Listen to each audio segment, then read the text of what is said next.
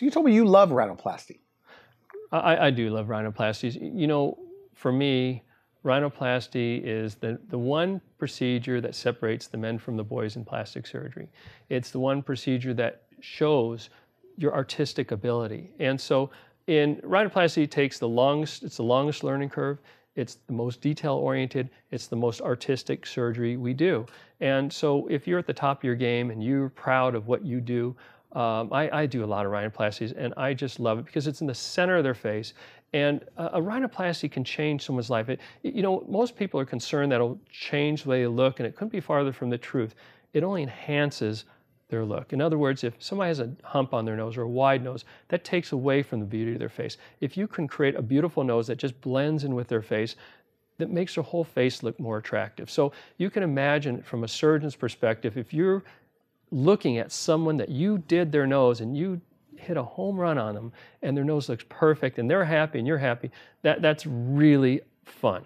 And what is perfection in your world? One that is not noticeable? One that mimics natural, human nature noses? Well, when you look at noses, my philosophy towards noses, I remove the deformities or the problems with someone's nose. So they're left with a nose that's their nose that fits their face, but just doesn't have the hump and doesn't have the wideness or the bulbous tip or move to the side or something. So if I can remove those things as if you could just Photoshop it, that's what I'm looking to do with someone's nose. So ultimately, if you look at all my noses, you go online, you see my noses, they're all going to look different. But the main thing is they should look like they fit that person's face. They should look like the nose that they should have been born with. What should you ask of a surgeon that's going to do this? You compared it, I think, in our green room to golf. Yes. So elaborate on that.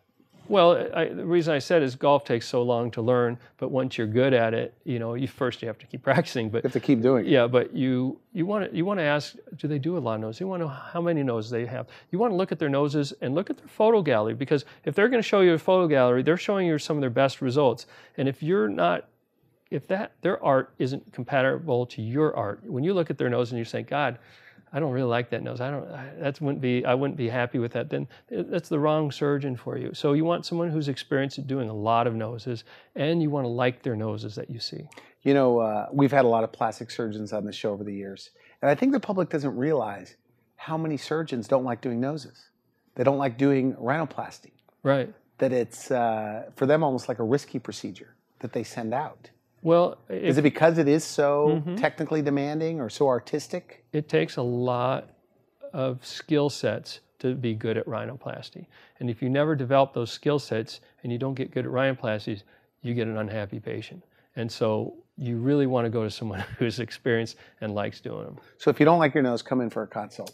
Perfect. Could you give them a pretty good idea of what their nose is going to look like? I tend to show them, I don't like to do the photo imaging, but I'll show them people who have similar noses that have been done, so they get the best idea that way.